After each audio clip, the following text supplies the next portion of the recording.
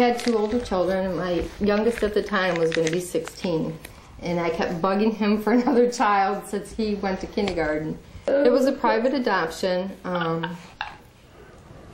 Everything was fine. I mean, I went to her doctor's appointments. One of them, when they did the ultrasound, said that it looked like he had an enlarged ventricle in his head, and they sent her to a specialist, and he said, oh, everything's fine. It's just a little extra spinal fluid. It'll drain at birth. He was born. When he came out, his right side was all kind of like droopy. And I asked the doctor, I said, you know, what's wrong? He was, well, it's probably the way he was laying in the birth canal. You know, everything should be fine. Well, when the nurses were working on him, I could kind of see the look in their face that, you know, his APGAR scores weren't very well. But I held him the second he came out. You know, it was just, he was ours already, no matter what. Well, like she said, that they seen something, you know, up before he was born. And then when the day he was born, that we knew then, that day, that there was something not right and that he would be special needs. The extent of it, you know, as time went on, we found out. But we knew he was going to be special from the day he was born. They had ordered to do a CT scan and just some tests to make sure everything was okay because of the previous ultrasound. And they came in and said that his brain was damaged. And he had a seizure disorder. They really didn't know what he had. They couldn't put a name on it. But we did find out that it's called schizencephaly. It's where the brain is disheveled. Nothing's in the right place. He has a large part of his brain, the communication part, that's missing. Cerebral palsy is kind of like the catch-all phrase, but his main diagnosis is schizencephaly. And he's got more, it's called dystonia, which is a little harder than cerebral palsy because the movements are more rigid than cerebral palsy. They're kind of more loose, which with the surgery he had, his body's always fighting to distort himself, because that's what it thinks is normal. Like when we look at a funhouse mirror, we see the distortion and know that's not right, but his brain's telling him that is right. So he had a lot going on. The first neurologist I took him to looked right at me and said, "Why are you adopting him?" And I said, "I didn't come here for your personal opinion." He said, "Well, he's never going to do anything. He's going to lay and be a vegetable. He will never do anything." And I said, "You didn't give him a chance." You know, I get a lot of people, you know, I talk about him a lot at work, and they say, you know, he's lucky to have you guys. It's the other way around. We're lucky to have him.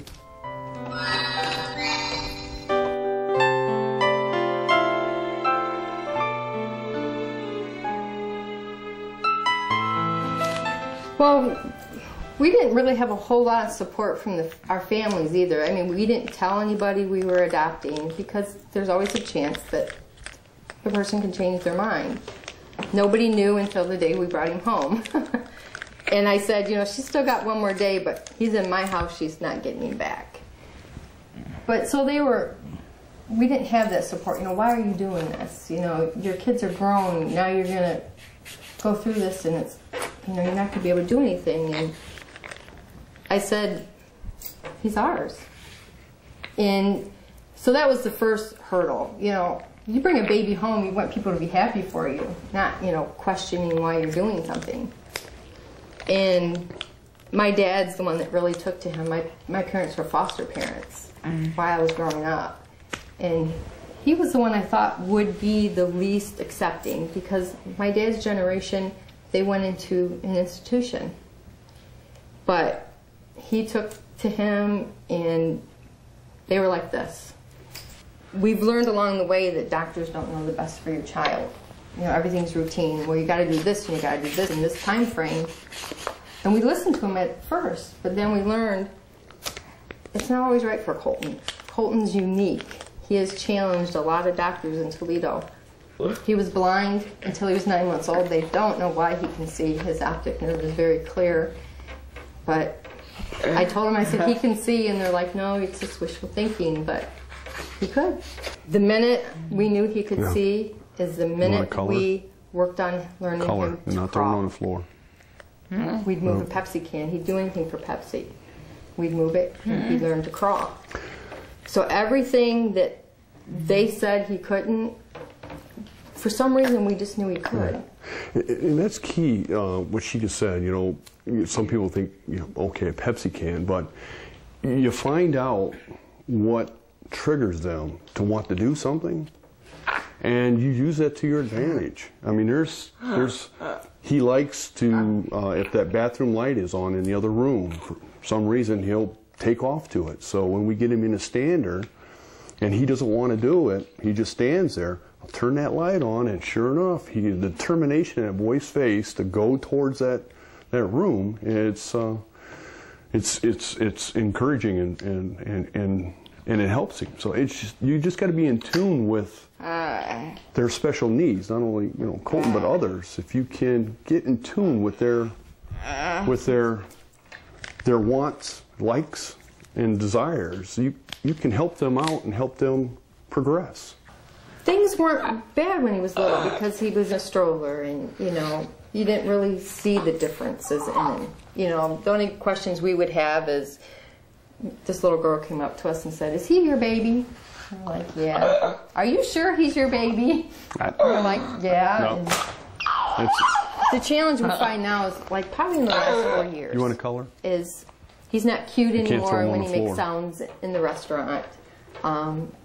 It's not funny. We can't go far distance because there's nowhere to change him. One more. If you throw it on the floor, people are just less accepting. When their babies are cute, they can tolerate them. The challenges are now. You know, he's getting bigger. No. Physically demanding more on us.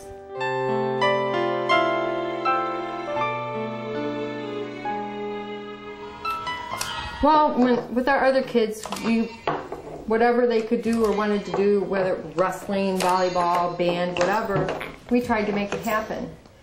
Colton doesn't have a lot of those choices, so he loves racing. My daughter found a website where a guy gives rides, you know, around a racetrack, and we're like, he'd love that. So, you know, I called him, and he's like, sure, you know. He did admit once we got down there, we've never done this. How's this going to work? You know, how are we going to get him in the car? You know, him and his wife were, you know, we got him there. Yeah, it was kind of tough because you got to stuff him in the window, and that was before his surgery. And this is an actual a stock car, so the door doesn't open. So, you know, we're Dukes and Hazzard him in through the window, which wasn't easy because of his problem, his spasticity, because he's always stiff. And he was excited. And when he gets excited, he really gets even more stiff. So here he's got this big helmet on and the fire jumpsuit, and I'm trying to stuff him in the window. The driver's in there trying to grab his feet. I got my son-in-law over here trying to keep his head from, you know, bouncing or catching his chin as we're trying to get him in this car. But once we got him in it, it was a ride that it's a ride that, and a memory that. He's been bungee jumping, not off a cliff, but on a trampoline. You know, we would just pull his leg and he would fly up. We've taught him how to swim. He's goes on a motorcycle. We've rigged a sidecar. He loves to go on the motorcycle. He wants to do everything that everybody else does. And people just kind of look at us, but he loves it. You just have to do whatever you can. You know, if we want to go bike riding, you know, we had to think of a way to take him with us. We configured a bike. We get a lot of honks. That's really neat. He loves it. I think people are afraid to think out of the box. You know, we can't do that, you know. But you can. You just have to find a way. What people don't understand, if you give these kids the tools, they're going to learn. You want them to be independent. But you can't be independent if you don't get to explore how it is to ride a bike, or go in a race car, or on a motorcycle.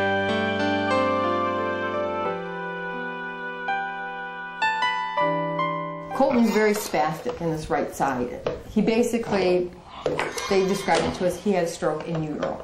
So his right side, his eye, his arms, legs, kind of like having a stroke.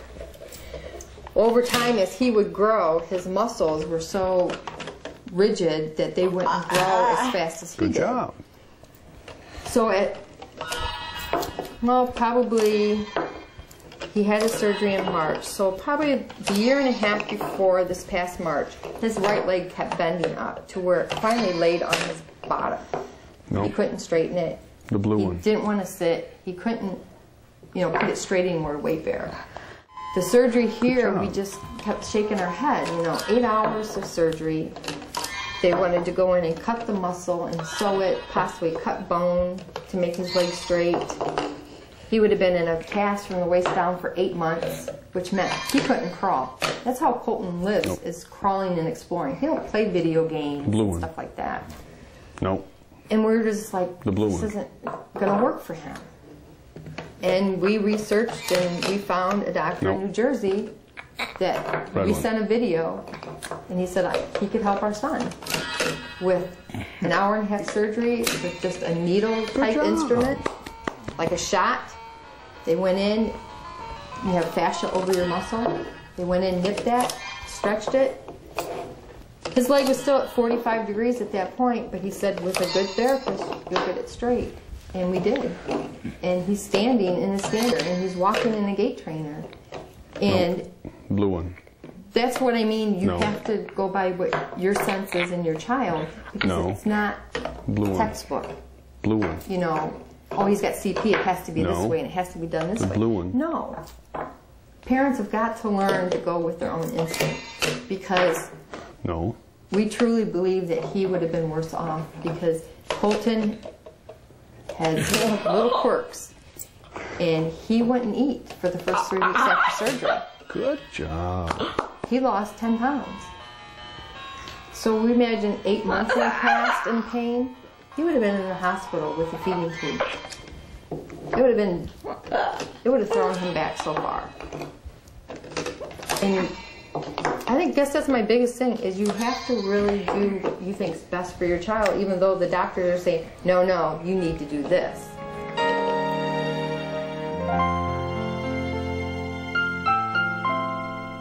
He attends Facet Middle School. He's in the 6th grade, and he's in what they call an MH class, multi-handicap. They work on IEP goals.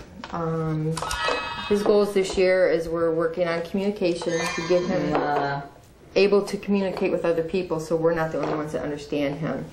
Sign language is out because he only has the use of one arm. They're working on his weight bearing and standing. He does circle time with the other kids. He attends gym.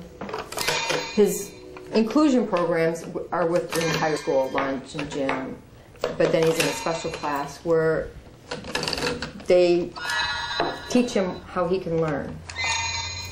He's really enjoying it, I think, more this year, too, because he's not in pain. He has learned so much. I don't know if it's just me, but his head hasn't grown in years. He's considered microcephalic. And people look at him and think he's proportioned. But we measured his head, and his head's like 1/8 of an inch bigger, and I'm like, I wonder if his brain can grow, because he's learning so much more. He's learned so much more this year that it's just amazing. When you think about it, it's leg surgery, but yet he's had so much gain after it. But what it is because of his diagnosis is schizencephaly, which is he's spastic. Well, his muscles were shortening because they were so tight that he couldn't straighten his leg up past 90. It was actually less than that. So it was making it tough for him to sit in his chair. So when he would go to school, his leg would always be pulled, and he would be always in pain. So his mind is thinking out how to cope with that pain all the time. Well, now that they did the surgery on the legs, he can relax, and now he can take in, his sensories can take in a lot more. It's amazing to us, because we're with him every day, but just the other day, he was sitting in his chair and he pulled his pant leg up, and I said, put your pant leg down. And he actually reached down and put his pant leg down. He came in, he was so excited. He put his pant leg down. His cognitive skills are just amazing to me right now. And I tell him to pull his pants up. He'll crawl around on the floor and he'll crawl out of his pants. And I'll say, pull your pants up. And he'll roll over, look at me, and he'll, with the one arm, and he'll try to pull his own pants up. It's just little things make us happy. Yeah. There's going to be something for Colton. He's going to, I don't know, he's amazed us so far. I can't really tell you, I don't want to say, well, he's going to do this and that, because I don't want to put that limitation on him. But now that he's had the surgery and I see him progressing more, it takes less worry on me that, you know, if something happens to us, people are going to be able to understand him and be able to take care of him. And he's going to be able to show them or tell them in a way. I think in the future he's going to be able to stand for a short period of time, be able to help getting from a chair to a bathing chair or a chair from the pot, and that's our goal, potty training. Yeah, and his communication skills are going to improve. I think he's going to do well.